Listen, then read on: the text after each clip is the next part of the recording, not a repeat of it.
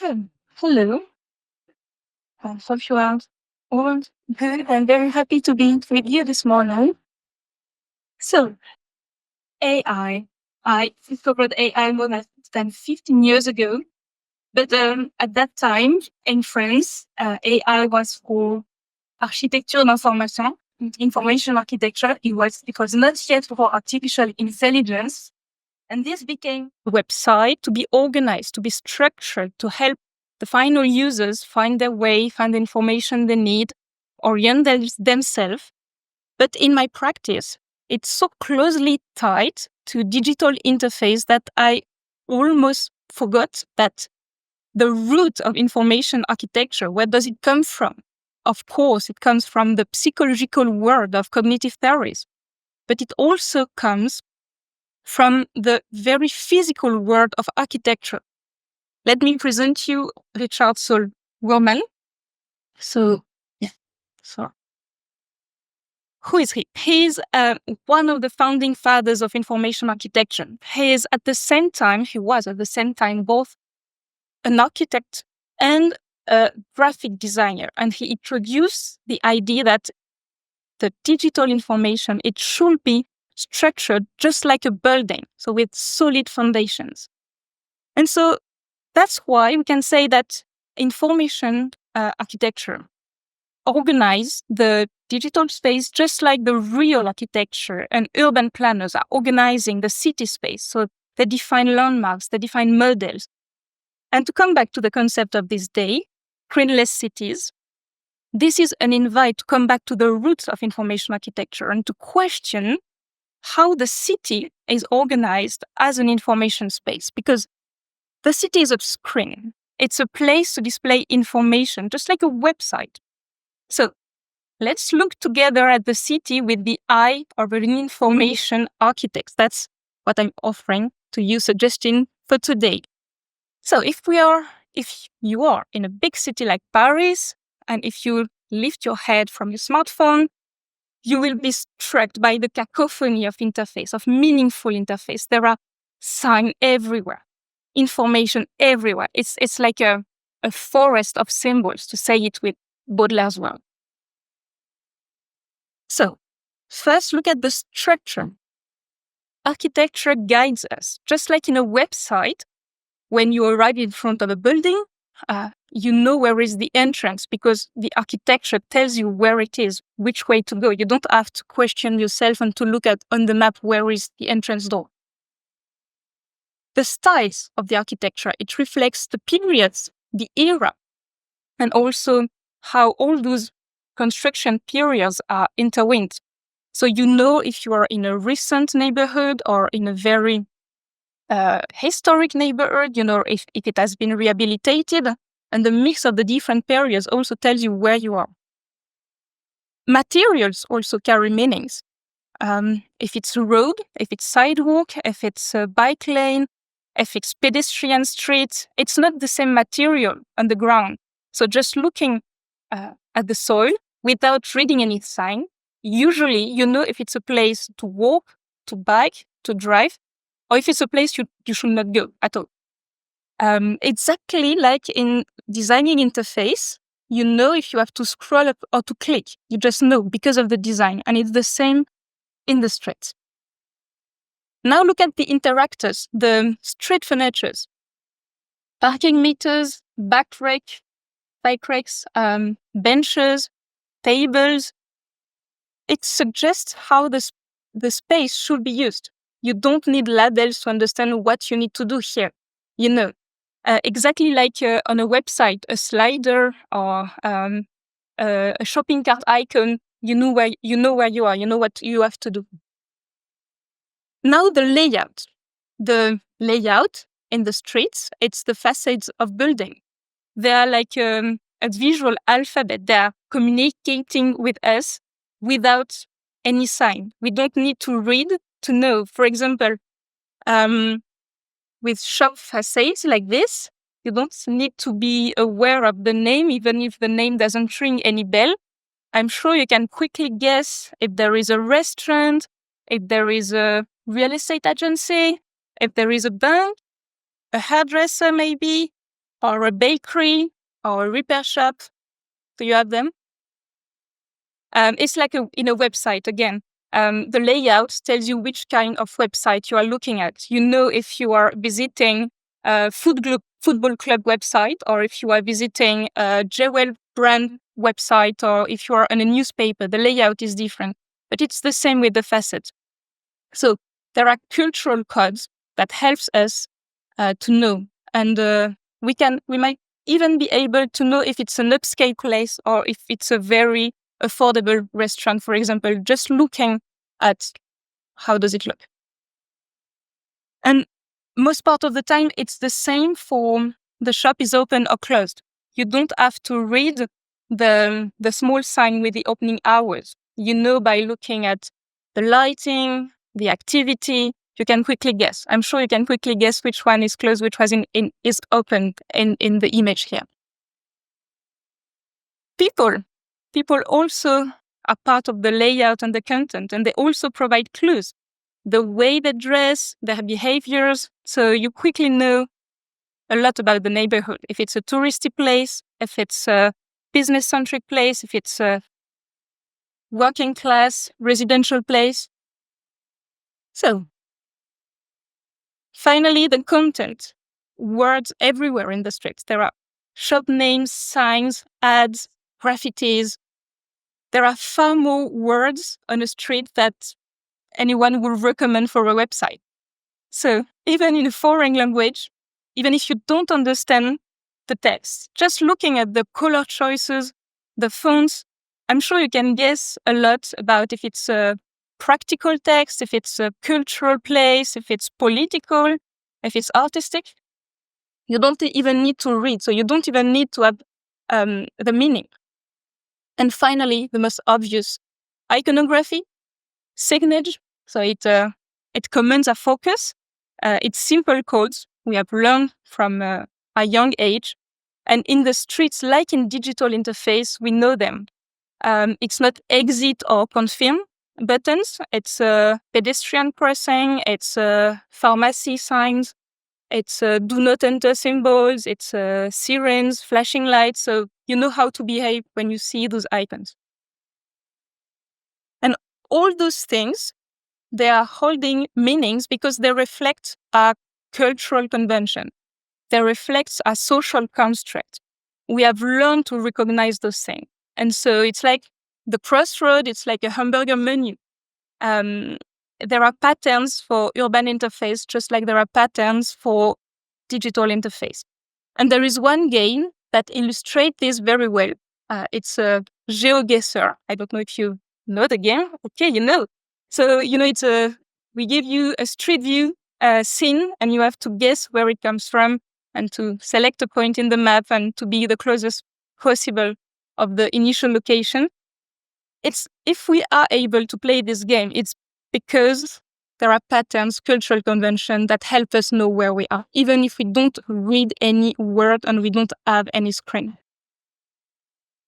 So we have just seen that in the street, the information is designed to help us orient ourselves, find our way, accomplish tasks, experience things. But the street as information interface is not only a place for functional information. There is also a political role of information in the street. And to see this, we need to step back from the pedestrian point of view and to look at the structure. So just like in a website, the visitors, they don't see the grid the designer used, but they feel the effect of it. And it's the same in the street. Let's look at Haussmann, the famous French urbanist. So he was framing the city with grids, with the style guides, patterns, exactly like a designer do. And if you're interested about that, there is a very interesting book coming from an exhibition that took place at Pavillon L'Arsenal a few years ago, which those illustrations are coming from. But Haussmann, his project for Paris in the 19th century, his project was reflecting his vision of society. So he wanted to design a city that is polycentric, that is efficient, that is sanitized, that is resistant to riots. And that's why he designed very wide avenue with wide avenues where it's difficult to install barricades, for example. The street furniture, it doesn't only have a functional role or aesthetic role. It also carries political message, as you can see. It can encourage certain populations, certain use. It can prohibit certain use. It can discourage certain population. Here also, this is a political project. So if you don't see very clearly on the bench, it said that this bench is electrified during the night. That's a political project. Looking at Paris Plage, which is a French initiative installing urban furniture during the summer, it's a social project. There is a social storytelling coming with that from Paris Mayor. It's offering nice place to Parisian people who cannot afford leaving Paris during the summer break. So, social storytelling. And if you're looking at the installation of a big skate park in Place de la République in Paris, for who know Paris, it's a very important skate park, but it might be seen as a direct response to Place de la République being the emblematic place for Nuit Debout demonstration during the year 2017. During several months, people were gathering Place de la République every night to protest against some government's law. And few months after, the place totally changed, has been reorganized to install this very big skate park at the middle that changed the use. And it's exactly the same story when you install skate parks at places where they were homeless before. It's just changing the use, changing the population that goes here. So the way the city is organized, it carries messages and political views, not just practical information. So the city is a media. It's much more than a simple display screen. But the main advantage of the city as a media, Paris, but in other places, I'm sure, you can vote with your cigarette butt by putting it in some ashtrays that are designed like a polling box. So are you more Marguerite Duras or Marguerite Yourcenar, for a very French example? But Parisians also flip the saddles of the Vélib, the shared bike, to indicate that they are broken or they are blocked. So you know when you arrive that you don't have to use this one. And this is a convention between people using Vélib bikes. An example coming from other countries, but there are citizen residents that install furnitures for everyone using car parking slots. And it's a way to protest against the dominance of cars that just use a car place for the citizens' good. So there have been daily interaction, daily trust, but we can go beyond. And the city can also become a canvas for activism. The street artists, for example, they use the walls as their screen, and very often it's protest-oriented, but there are more examples. For example, in London, some fathers hung babies on statues of great men just to demand better paternity leaves, for which leads to these very funny photos. In France, very strong movement of feminism. The past slogans against the past slogans that have been painted on white sheets and they passed it on the wall.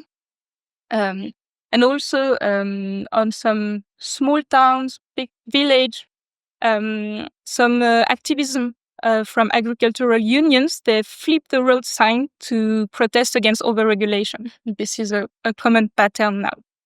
So citizens are transforming the city from a playground to a battleground, and the urban furniture can become the loudspeaker to capture all the citizens' attention. So in essence, the city is a medium. Buildings and inhabitants, they are at the same time transmitters and receivers of information. The city leaves marks on its visitor just as it bears the traces of those visitors. And so all those interactions between the urban environment, the inhabitants, so this is like a very rich tapestry of information where We have practical information, political, artistic, poetic information. And so, yeah, the city is a medium. But to come back to the theme of today, building screenless cities, what does it mean? So maybe it means creating urban spaces that are more functional, more pleasant, more easy to live, more wearable. So in the sense that building cities where you don't need to look at your smartphone or you are less intended to. And to achieve that, we need to understand the specific mix of territory, buildings, inhabitants. This is something very particular. And here, as an information architect, maybe our resources are as limited because we are accustomed to much more minimalistic interface. To be honest, looking at a city, it's a monster of information. And so information architects are a bit, wow, if we have to redesign this, good luck.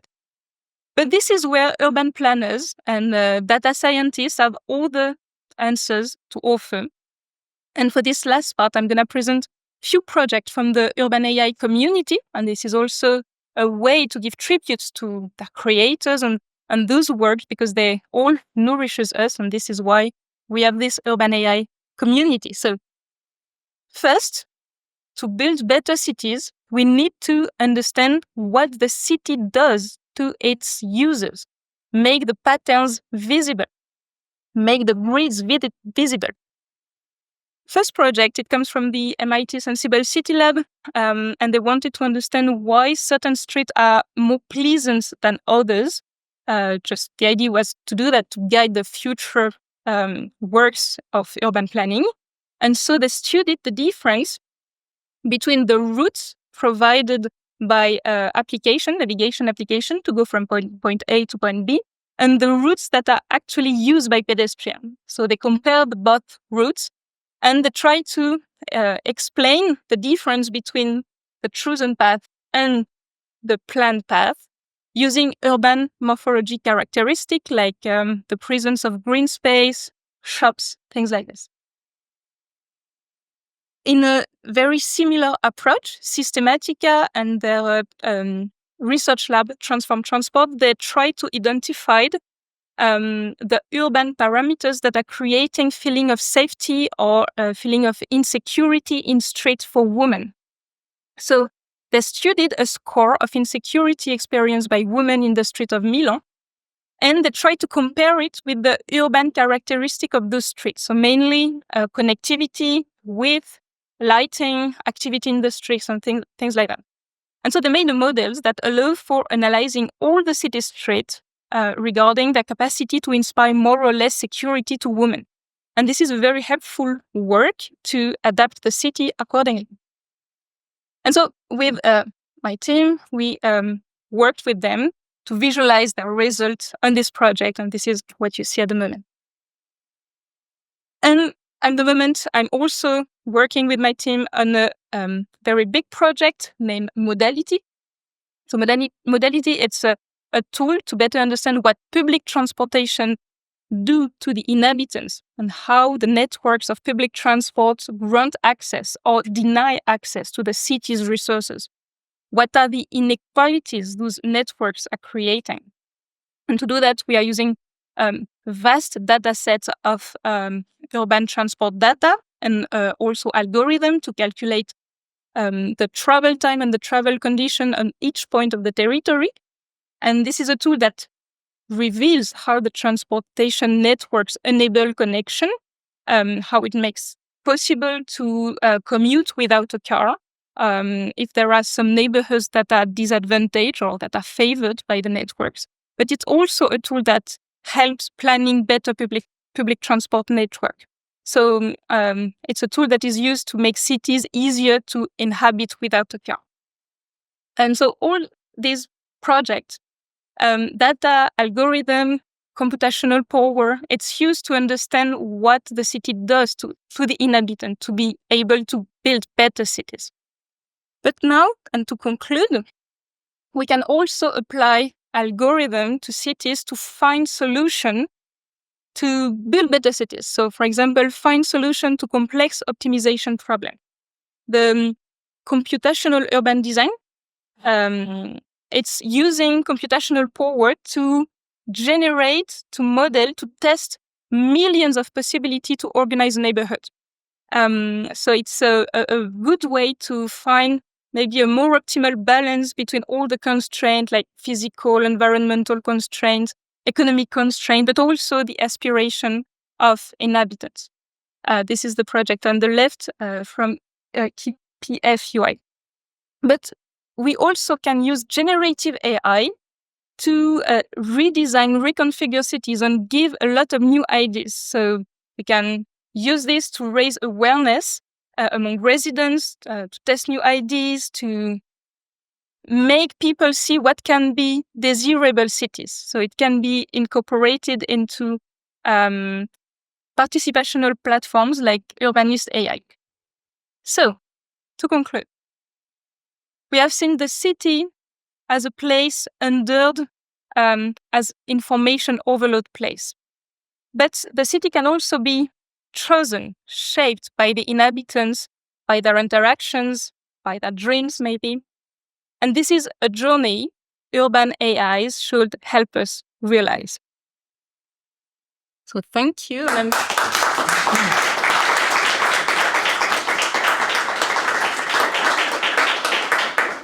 I'm very happy to answer questions if you.